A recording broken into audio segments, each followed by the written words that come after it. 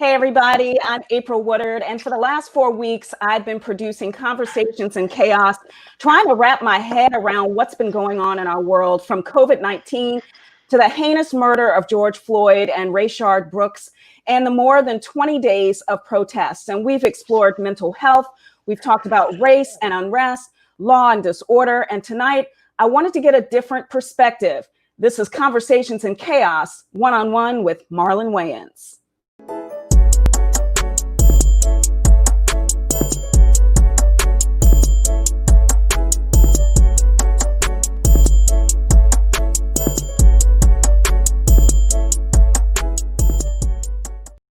Well, he comes from comedic royalty, the famous Wayans family, and he has been working in the industry as a producer, writer, actor. He'll be in the film Respect, which is scheduled to drop in December, about Aretha Franklin. Marlon, hey, thank you so much for joining us. Yeah, you got it. What's up, April? How you doing? I'm doing well. I'm doing well. You sound all professional, girl. You don't really talk like this. I know because, Oh, you've known Marlon from Wayans, brother. Oh, girl, you don't even talk like that. You like Marlon crazy. I know. Well, I wasn't sure where to bring it, so I tried to bring it somewhere in the middle. People are used to seeing me on TV every day, and but you get exposure to like the real me, so it's somewhere in between, right? Yeah. Okay. It's a little bit of this, a little bit of that. A little bit of this, a little bit of that. So I got to ask you, Marlon. I mean, stuff has been crazy in the last few weeks, and like we explored mental health, we talked about race, and really I started this Conversations in Chaos for myself, because I was like, I need to talk to some of my friends. I need to figure out what's going on. I need to talk to an expert and explain what white privilege is, and be able to explain it to my allies, and be able to explain microaggressions, and those types of things. And then of course we had George Floyd, and I'm like, whoa. So I just want to know where you are emotionally and mentally with everything that's been going on. I just feel like this world it's at its point of reset. And I think everybody looks at all that's going on as a bad thing. I always look at tragedy and know that on the other side of tragedy comes triumph. So I'm looking forward. These things that happen are supposed to happen. It's God's will. Yeah. And as long as we take this ball and we carry it a step further, then I think we're doing what we're supposed to do in this moment. I think we've had moments like this and we didn't push the ball far enough. And I really respect and appreciate all that the forefathers did to get us where we are. But now collectively, the youth and this generation and elder, statesmen, it's time to push stuff forward and get some legislation. This goes so much further than cops and minorities. This has to do with systemic racism, and this has to do with the laws. This has to do with the amendments. This is so much deeper. There was no black people at the table when they drew up the Declaration of Independence. Oh yeah. There was Jackson there, but he wasn't black. He had a last name that sound black, but he wasn't black. It was in Washington. There's a name that sound black. Listen, ain't no black people on no money. You know what I mean? There's no black presidents on no money. We're just now trying to play catch up, but we are 400 years behind, and it's literally, it's not fair to us as a people, and it's not fair to others around us for us to, we're playing catch up, and there's so much that we have to do. So the police represent the government. So these racist things that come from police really is drawn up from our government, and they give them permission and they give them the authority to be this way to our people. So Right. we need to change the legislation, and we have to understand our power in our voting. We have to understand, and then not just for presidents, but for chiefs of police, for mayors, for councilmen, for all these things, for DAs. Like we have so much more power than we think we have, and I think that we have to start exercising that. We have to exercise the power of our money. I just think like they stripped us of anything that we had in terms of a system to better our people. We are so behind the eight ball because now they've taken away the programs that help the kids stay out the hood. They're just Yeah. creating criminal after criminal after criminal because we grew up in I'm a project bunny. I was raised in the projects. And I can tell you that the way they raise you it's like a prison. Mm. Thank God my dad, being a strong black man who was a hard worker, and my brother, who was a strong black man who had a dream and a vision for a profession and taught us to dream outside the box. And my dad taught us hard work ethic, and my mother raised us with these morals and these values. Thank God we had that team to get us out of there. And from that, my whole family got out of there. Right. But it takes so much, and now they strip the programs. There's no more after school programs. Trump came in and killed all of that. You know what I mean? And to me, those are things that keep you out of trouble. We need to learn financial literacy. Right. Beyond just literacy, we need to know if we get $1, how do we turn that dollar into $2 without doing it illegally? Right. Right. How do we get a loan? Like, how do we pay the loan back? What do we do with the money?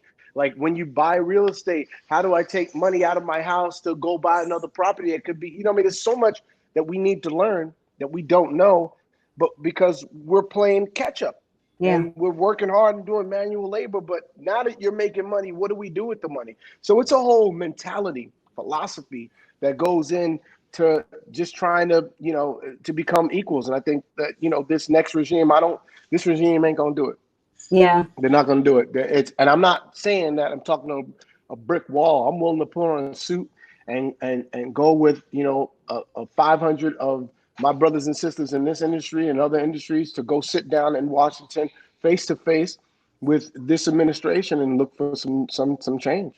Yeah, for sure. Well, there's just so many layers, and it's just so each time you kind of chip away a little bit, there's another layer, there's another brick to try to get to.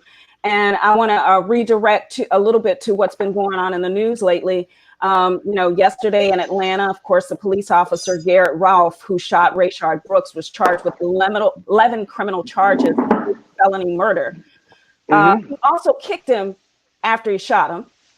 And, Wow. And there have been some call outs from cops in Atlanta, officers, because they're upset about the charges.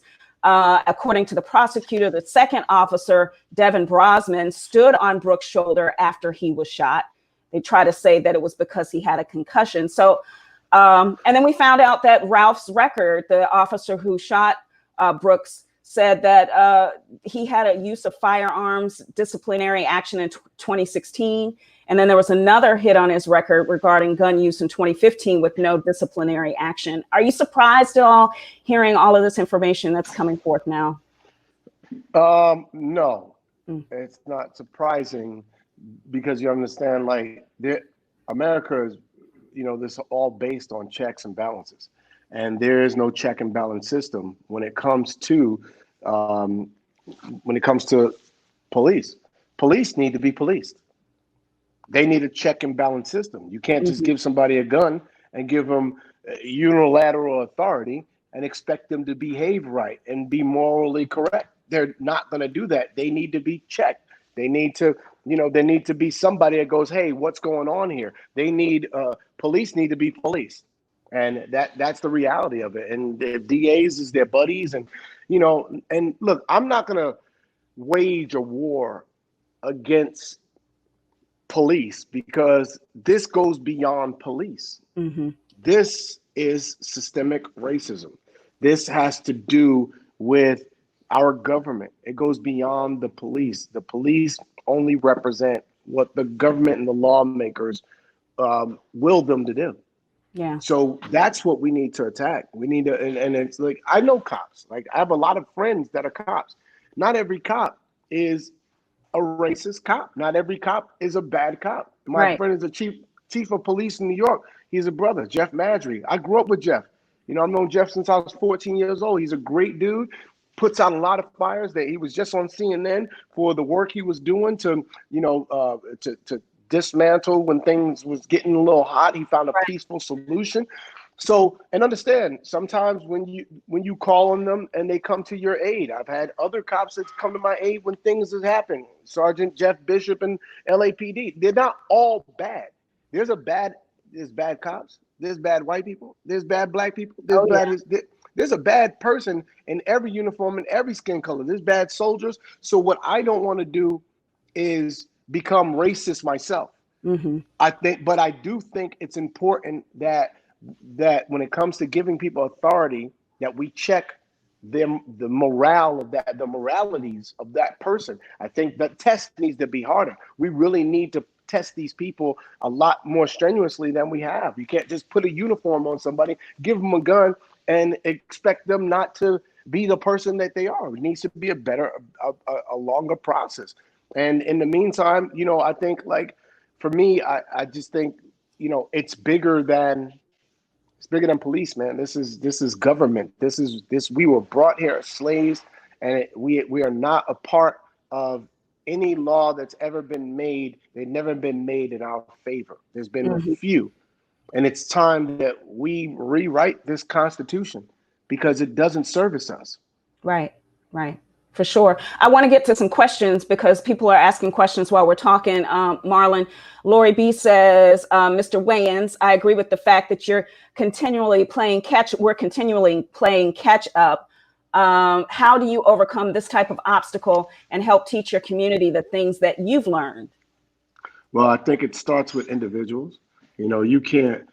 It's To me, it's an individual effort that becomes a collective effort. Strong individuals make for a strong team. My brother Keenan and my dad raised a bunch of strong black men who all take care and take pride in raising their family. We can't abandon our children. All these young fathers out there that have children, and you're not there to guide them, to have those talks. You're throwing them to the wild. Yeah. We need to take responsibility for teaching our next generation, because they're going to teach the next generation, and they're going to teach the next generation. And once we get our things right, you get a bunch of brothers that got their stuff in order, then make a collective effort to go change a system. But I always let's look at the mirror and not the magnifying glass, because we need to individually get better. We need to get better. We need to get stronger. And then we need to holler at the brother next to us. And then we need to unify. And then we need to help create these programs and make sure we hire each other and make sure that we put people in the right places in terms of the financial world and CEOs and talking to the billionaires that want to create these companies. And, we have to do better, and we have to learn to communicate better. There's things that we have to just get better at, and that's okay. That's okay to go, I can be better. And that's what our everyday effort should be. And let's not, I don't want to go to anybody. Black people have a lot of pride. We don't want to go nowhere with our hat in our hand. That's what makes us a great race, because look how far back we were and look at where we are. Look how many black billionaires we have now. Let's not spit on our forefathers that did it before us because we don't like the way they did it. White people have heroes. Why don't we embrace ours? Why don't we celebrate ours?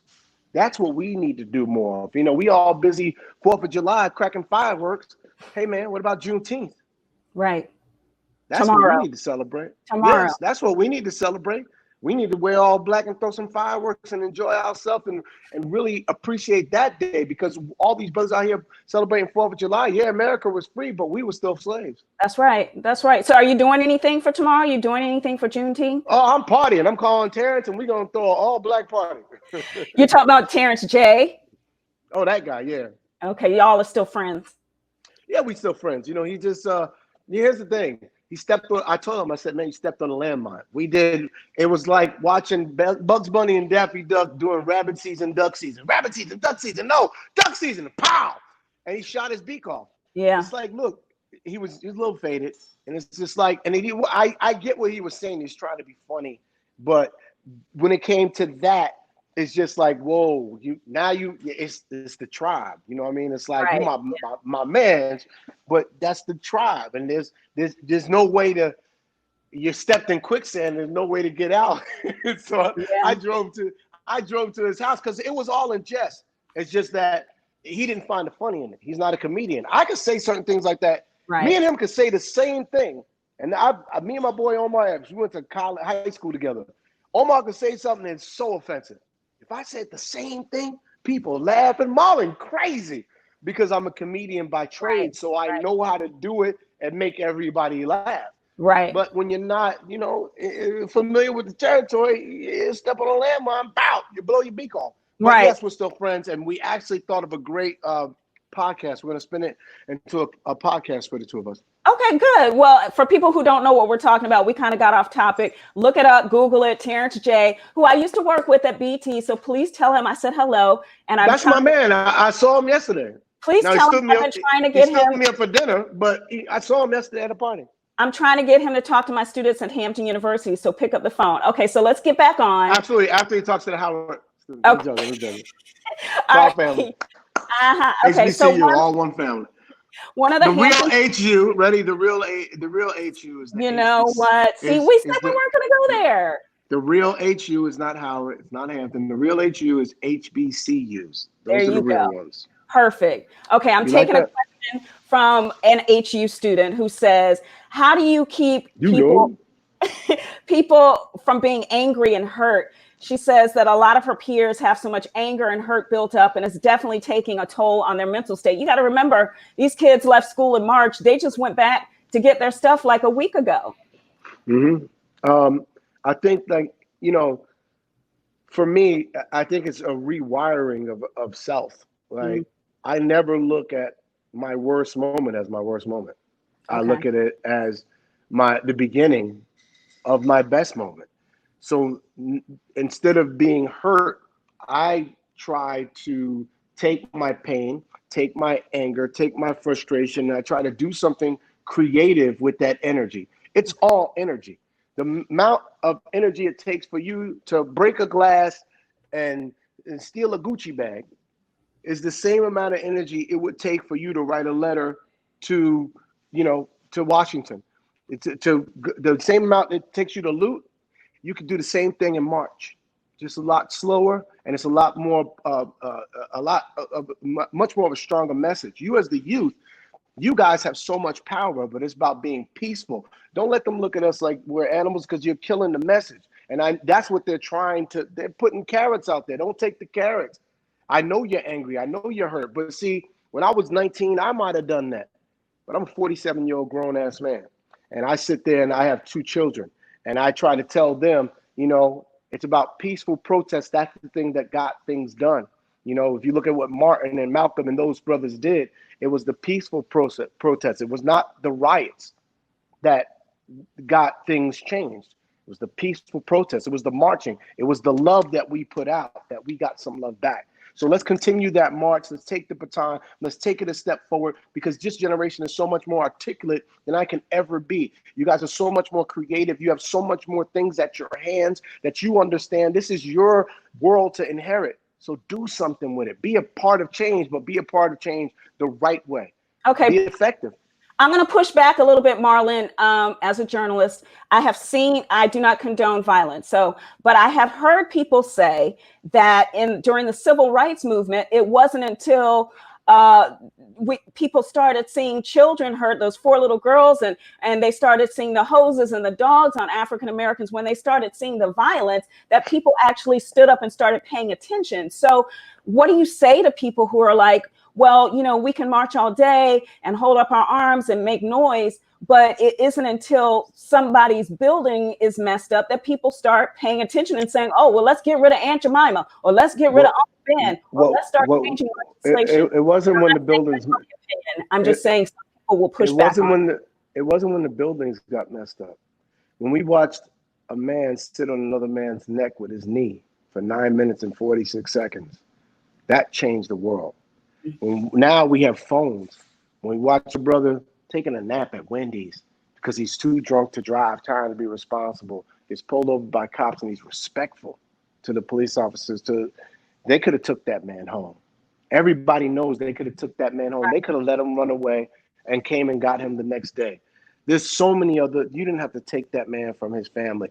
Take him, drop him off at his sister's house. See, that's a bad person. We're witnessing bad people. When you see the Karens, I'm going to call the cops, because you're calling the cops because you're hoping that they come and kill you. Do you hate me that much? But see, that's not every white person. Now it's different. What we have, if you look over, I was at the marches. I've been down there. I've been down there a few times. And I look to my left and I see white people kneeling with me, chanting with me. I see Hispanic people kneeling with me, chanting with me. Asian people in back of me. I look on Facebook and I look at London. I look at Brazil. I look at Sweden. See, Black Lives Matter is become an infection. Because I remember when it was just local. Right.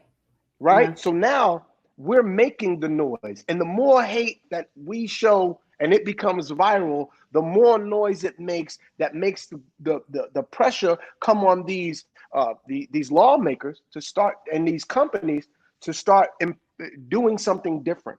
And we're making strides. We're making strides because of this collective effort. But it's not because you burnt the building that people are listening. Right. It's because their hate is so loud that love is coming to extinguish it. You can't love is going to beat everything. But we just got to stay unified. We got to stay peaceful. We got to keep protesting. We can't accept, because look, everybody's celebrating because these cops got charged. Not convicted, just charged. Right. So let's chill out until we see convicted. Yeah. That's when we're making change. That's when the next officer is going to be like, before I shoot this guy, my life may be in jeopardy. They may strip me from my family and put me on death row. So let me not fire this off. Now at the same time, I mean, look, there's so many different ways to view this. At the same time, we have to also, at a point, you can't hate cops. They have a job to do. Right. Yeah. They have a job to do. And sometimes they actually are heroes. So, there's a fine balance, and it's trying to find out, it's about weeding out the bad apples and getting rid of those. And it's about really celebrating the good ones. Yeah. And you talked a little bit about you hitting the streets. So we have some stills of you actually protesting with Terrence J. There's you by yourself. And then I think there's another one. Is that Terrence J with you? Yeah. So Terrence tell J. And that first one was from probably 5, maybe 7 years ago. The one on top, that's about 5-7 years ago. Like we've been screaming, baby, I've been screaming Black Lives Matter for the past, I can't tell you how long. And it's good that finally people are starting to catch on. And I'm hearing people of a different color screaming Black Lives Matter. And that's a movement. And, let's continue that movement. And now it's not just about walking in these streets. We need to all march to Washington. Everybody, we need to all get down to Washington, and we need to have a sit-in on DC until they make some changes, because changes need to be done in this legislation. It goes beyond the cops. It goes beyond these convictions. This has to be changed. We need programs put in place to better our people. We need financial literacy. We need programs to keep kids off the streets so we're not creating young thugs and drug dealers. We did, I went, and it's on us as celebrities. Go back to your hood. Fix your hood. As an individual, I can affect my family. I take care of my family, right? That's first. But then my second family is where I grew up. I'm a rose that came from the concrete. So I go back to that concrete and I start planting other roses and seeds. And I went back and I took my money. I didn't buy a watch. I didn't buy a car. I took a bunch of money and I rebuilt the gym in my community so that those kids had somewhere to go to stay off the streets. I try to do what I can for my because the project still exists. I try to do what I can for my neighborhood, because if I rescue one, maybe he can rescue his whole family like my brother rescued ours and my dad rescued ours. So it's about individuals making that effort and knowing that we have power. Let's use our money the right way. Forget about the chains and the you got 10 cars. One of those cars could build a theater for a bunch of kids. One of those, you can fund the whole after school programs for somebody with that. So let's do that. Yeah. Some people have been critical of celebrities. We heard about Don Lemon, during the first few days when there were riots going on. He Oh, called. Don, I didn't see you at the damn march. What you talking about? All right, so let's play the tape. Watch it. Where's the black leadership? I want to hear from everyone. I want to hear from the former president. I want to hear from the former first lady. And I already said I wanted to hear from the current president. I want to hear from the current president. I want to hear a message of hope. What do we do? I am a cable news anchor, and I am trying to figure out what we do. I can't not be the only person, the only voice who are calling for people to come together and who's calling for peace. And, he actually mentioned some specific names, and he was saying that he called out celebrities who remain silent. I couldn't hear a word. Oh. I couldn't hear words you said. But, okay. Well, let me give you the recap. You want me to give you the recap? Sure. He basically was saying that celebrities who remain silent, and he attributed it to their fear of tainting their reputation or their businesses. And so he, called out Oprah, he called out Drake, he called a few. So what do you think about him doing that? Because he can't possibly I appreciate the gesture. Okay. I hear what Don is saying. I know Don. I hear what he's saying. But oftentimes I think how you deliver the message is probably more important than the message itself. Let's get out of the habit of calling people out. Right. Yeah. Let's just make a habit of just calling people. If you have something that you want to organize, I'm pretty sure you could pick up the phone and reach Oprah. I'm pretty sure you can reach LeBron. I'm pretty sure you can reach anybody that you just named. And I'm happy that you're saying these things, the sentiment I love. But for me, I don't like calling people out. Yeah. I'd rather just call you and go, brother, let's unify. Sister, let's go do this, because we don't need to be putting each other on a hot plate. That's dismantling the unity that we need to have. This got to be a collective, peaceful effort of progression. So let's do that. Let's practice that. Let's not be crabs in a barrel. Let's let's pick up phone calls and call each other. I don't need to out nobody. You don't out another brother. I wouldn't out him like that. Like, yo, just pick up a phone, dog. Holler at them. And then if they don't get on the phone, and at some point, then put that pressure on them. But in the meantime, let's collect the ones that's ready to go do something and make some change. And let's go, use your platform, and I'll use my platform, and everybody use their platform to go make change. That's what's important. And let's not be distracted with that. Right. Yeah, there's so many distractions. Dave Chappelle, your boy, Dave Chappelle, he clapped back in his special 846, and he spoke about what Don did. And Chappelle said, why would anyone care what their favorite comedian thinks after they saw a police officer kneel on a man's neck for 8 minutes and 46 seconds? Absolutely. Look, Dave is, Dave's a GOAT, man. So, I love the fact that he came right out and that he talked about it. And I love the fact that, he was so earnest and so honest. And it was like half, what was special about it was half funny and just half so damn real. That you really had to embrace what he had to say and the things and topics and, his position. And I get what he's saying, because as comedians, we go, what's funny? We go, what's funny about this? And you know what's funny? This is so hard that we as comedians are struggling to find the funny. Yeah. Because some things just ain't funny. It's too real right now for it to be funny. So we have to address the reality of it. We have to embrace this. Maybe 5 years from now we'll go, or 2 years from now we'll go, oh, what's funny about that? But it ain't gonna be funny until we have some change. Right. I don't want to be here smiling and this and that. No. The scariest thing is when a comedian ain't got nothing funny to say. Yeah. So what role should celebrities play then? Like, in the 60s, it was Harry Belafonte, it was Ozzie Davis, Ruby Dee, Sammy Davis Jr., Sidney Poitier, of course, Eartha Kitt and Lena Horne. So who are going to be our leaders now in the celebrity world? I think, we as creatives, arts always help when it comes to leading revolution, what I mean? And it wasn't just with us, if you look at, art is always an important part of revolution. You could date back to the Roman Empire. Look at all the beautiful artwork that was created back then. It's like we have to use our platforms to push forward the agenda and the message. And it has to be more celebratory of ourselves, of Black people, of today and the past. I think we have to be a megaphone for the youth. We have to be examples for the youth.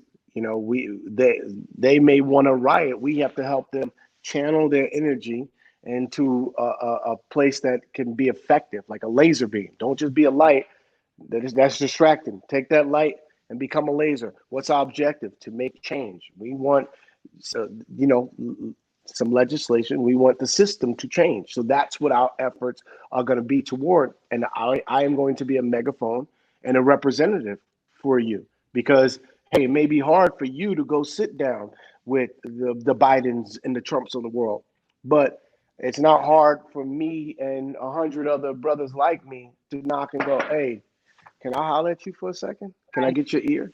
You know, and there's been a lot of presidents before this. This isn't a new thing. Hopefully this will be the last president to deal with this, because the next one coming in will actually make a change. Okay. All right. You mentioned a little bit earlier about you having some experiences, and you know a lot of police officers that you're friends with and that are good cops. But you also mentioned that you had some experiences too. And, you know, Jay Farrow, who is actually from my hometown, he went to Indian River. So he's from Chesapeake, Virginia, which is close by where I am now.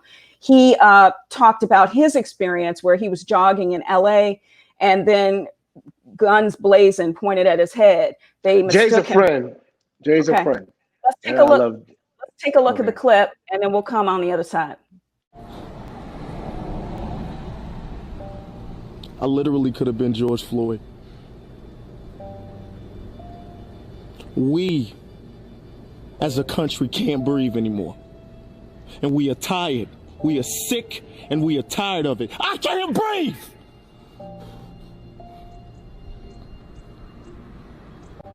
Yeah, it was just really powerful. He put this on. Absolutely powerful. Yeah, he put it on his IG, but he also was narrating, because I guess there was a video of him being stopped by the police officers and them kneeling on his neck and pointing the guns at him. And what is your reaction to what he went through and him sharing his story? I think it's traumatic and it's sad that he went through it. And, you know, as a friend, my heart goes out to him. Although I will say, he do look a little bit suspicious. You know, when he comes to my house, I often frisk him when he leaves to see if he stole any spoons. But I'm joking. But listen, we've all been through that, man. Like it's hard being a Black man in America. Like I've talked about this on my special, Wokish. I talked about trying to teach my son how to speak appropriately to the cops. And you know, when they pull him over, and I sound like an old slave that didn't know he had his freedom. You know what I mean? It's like it makes you like, don't you look at him, don't you sass him, don't him up. Oh no, Marlon, come back. Okay, there you go. I lost you. It didn't work. But for me, I've been through that, you know, when they came to the car with the guns blazing. I'm like, yo, for what? Like, don't, like, just come knock on the door. Why you got your hand on your gun? I mean, I don't even know why you put me over, first of all. Second of all, like, and it's not every cop. There's been about 10 situations. They pull me over. They look at me and go, I told you it was him. Come on, hey, man, my daughter loves you. Can I get your autograph? They're just behind me. And they're fans of my work. There's been sometimes I remember one time I went through I was speeding a little bit. Cop pulled me over. You know, Mr. Wayans, you're not supposed to go on that. I know. I'm sorry. I was trying to get to my show. Okay. Can you do me a favor? Yes, sir. Can you slow down? I promise I will. So I admit it. I was in the wrong, and they let me off. So I've had a lot more good experiences than bad experiences, but that's me because I'm famous and it's different. But maybe if I wasn't me, it'd be a lot harder. And you know, so and I get that. And so, you know, because when they don't know you, it's hard. It's tough and it's scary. Nothing scarier than somebody pulling you over with their guns drawn. Right. Like that, because you know, all he could trip on a rock and that thing go off in your life, you're gone. I just want to get home to my kids. That's all. Yeah. And so I think it takes empathy, and I think we have to know who we're putting in uniform. But when they pull you over, I always say, we have to make sure that we do the best that we can. We need a group of laws. We need a protocol. What am I supposed to do? What are they supposed to do? And we need to abide by those, and we need to be respectful to one another. And because we all want to get out of this situation alive. Yeah. So just, I get sad when I see brothers who comply, do everything that they asked to do, and they still wind up getting shot. I seen this one cop, literally, it was like he was playing like a crackhead version of Simon Says with a brother. Get your hands up in the air. Get on the floor. Give me 10 jumping jacks. Crawl with me. Left foot first, right foot second. And he still shot this brother. All right. And I'm just like, that's just a bad person. Even a bad guy, that's a bad person. Stop putting racists in uniforms. And let's not make every cop a racist. So it's a tricky game, man. Like, and my boy Jeff, who I've known, he's like a brother to me. It's sad because he's a cop, and that's a hard job. And I pray for him, and I pray for his protection, because that's my brother, that's my friend. I have other friends I grew up with that are cops, and I don't want nothing to happen to them. They put their life on the line every day to try and save lives. Some of them are heroes, and some of them are butt things. I see you there. It's just trying to weed out the bad apples, man. Yeah. And I think that'll help. Have you talked to Jeff? Have you gotten his perspective on what he thinks about everything? Yeah, man. He hits me. I hit him once a week, man. And he hits me, and he's like, "Man, it's crazy." And he's just like, people are hurting, and he gets that because he's from. Jeff is from the hood. He's of the hood, so you understand, because there was, he used to deal with cops as a civilian beforehand. So when he became a cop, he had empathy, and so when he talked to Jeff, you ever see him talk to somebody, he diffuses the situation real cool. He's a pro. He's a pro, and but you have to think, outside of that uniform, they're people too, and they got jobs, and so I don't want to hate every cop, because that makes me not a good person. You know what I'm saying? So it's the bad cops gotta go. The good ones, give them a raise. Give the good ones, keep them. The good ones, let them train the next ones. Because we need some law and order, but I don't think we got to be public enemy number one. And that's the thing. That's what has to change. Because when I see brothers do less than what some of these white kids do, and I seen a white kid grab a police taser, tase the cop, get in his car, drive away, come back, smash the police car, and he walked away. If that was a brother, he would have looked like they would have shot him so many damn times. And that's not fair. So it has to be equal playing ground. Yeah. Back up a little bit, Marlon. You were talking to your son, and I'm going to skip around a little bit. We both have sons, and we've had that conversation with them, and they have a fender bender. You're on the phone and you're trying to coach them and saying this, that, the other. And of course, you talk to them beforehand and explain 10 and 2 with your hands and everything. But I saw this interesting videotape of this young man, a 10-year-old kid named Elijah, and he lives in an upscale neighborhood in Connecticut. And this is what happened when he was just chilling. His dad happened to be videotaping, I guess, getting shots of him shooting hoops. And he was right in his driveway. Take a look at this video.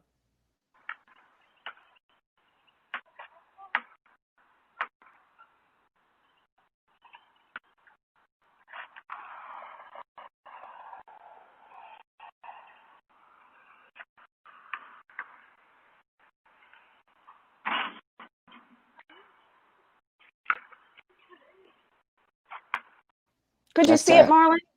That's it. I mean, he's 10. He hit. He hid behind his dad's car. He's 10 years old. And his dad later said, why'd you hide?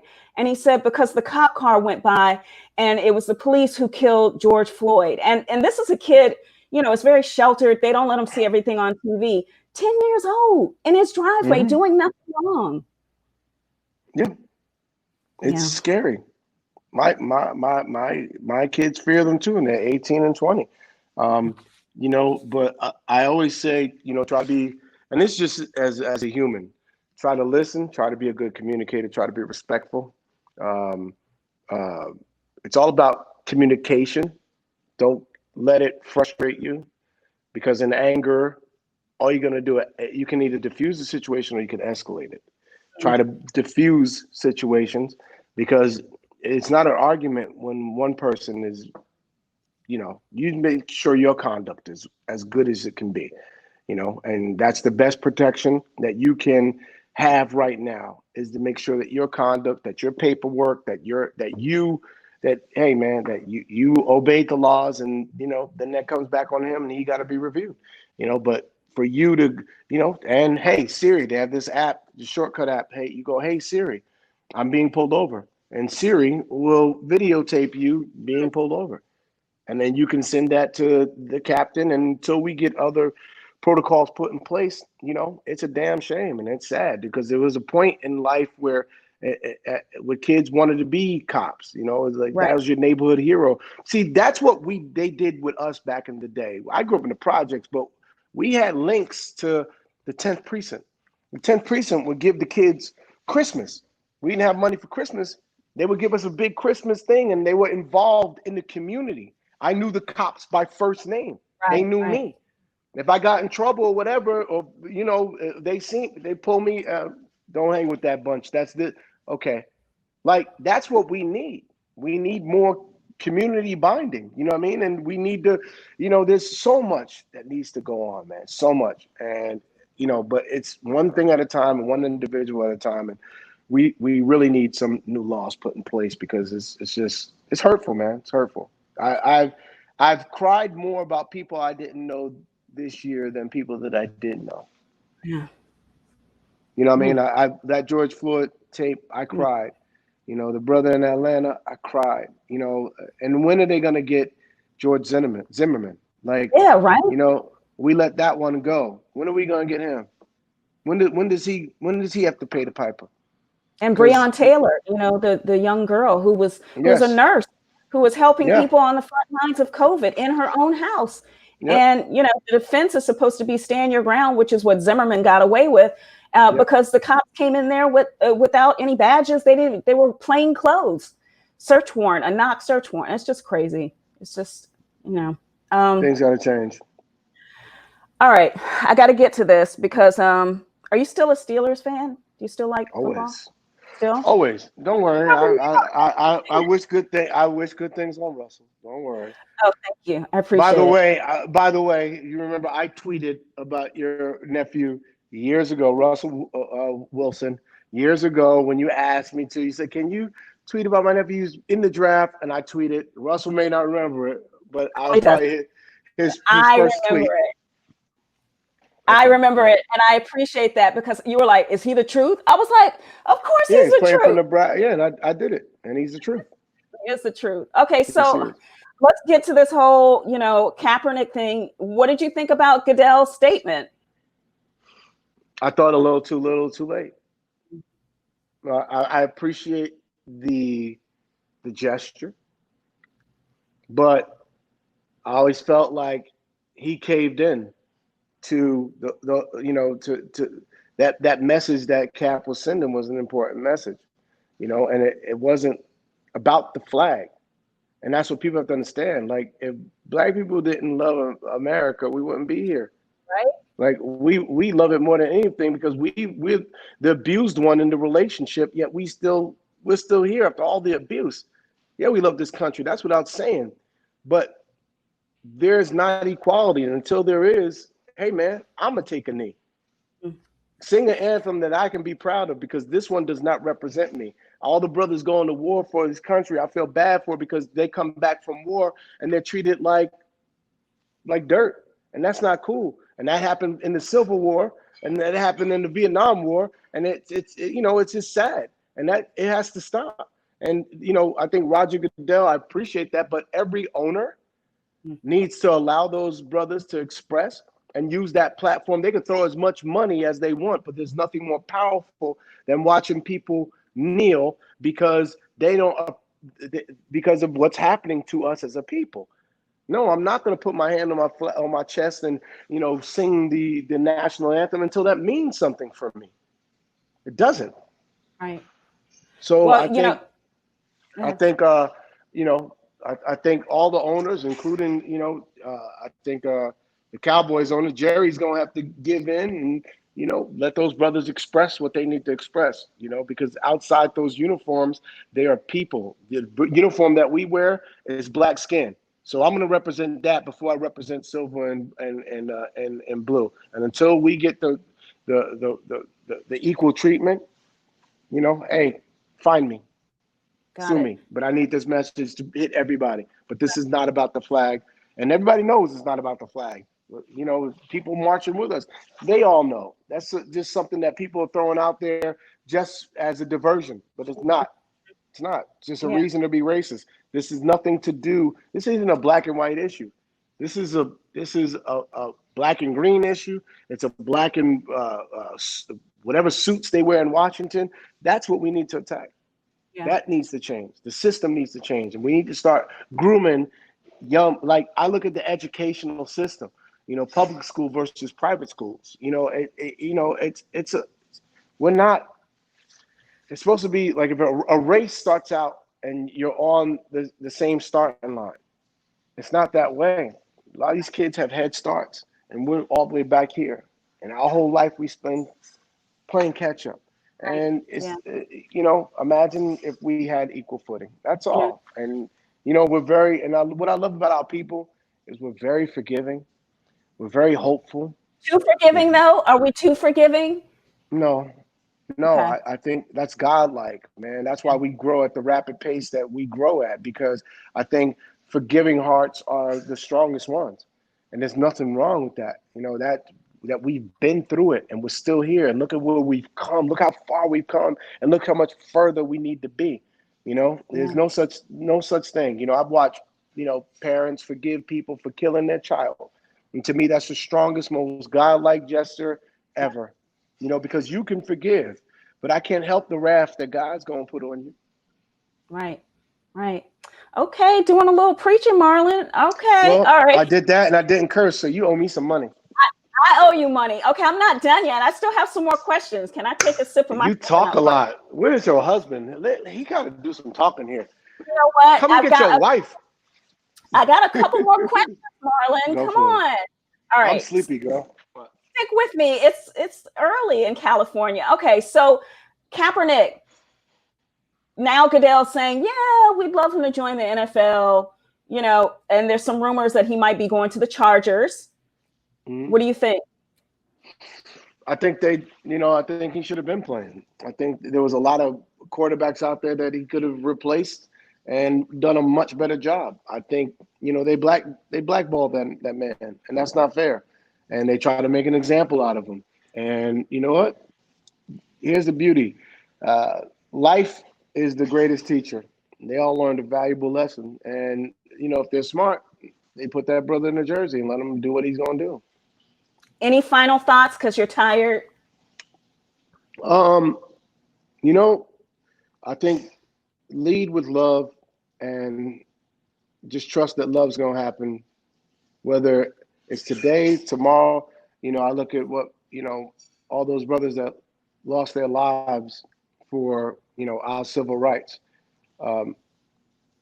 They're, even in their death, we still celebrate them. We don't celebrate the people that shot them. Right. We don't celebrate hate. We celebrate optimal love. So lead with love and let that be your first step, second step, and third step.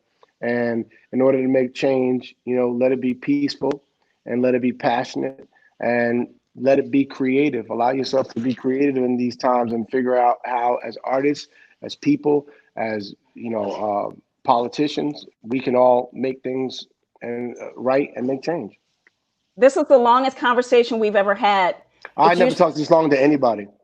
hey, you know what? I just I want was to with a say, woman for 20 years. I have 2 children from her. I have never talked to her this long in my life. well, maybe that's what you need to start doing, Marlon. I'm just My saying. mama talked this much in 5 minutes, and I go, I gotta go.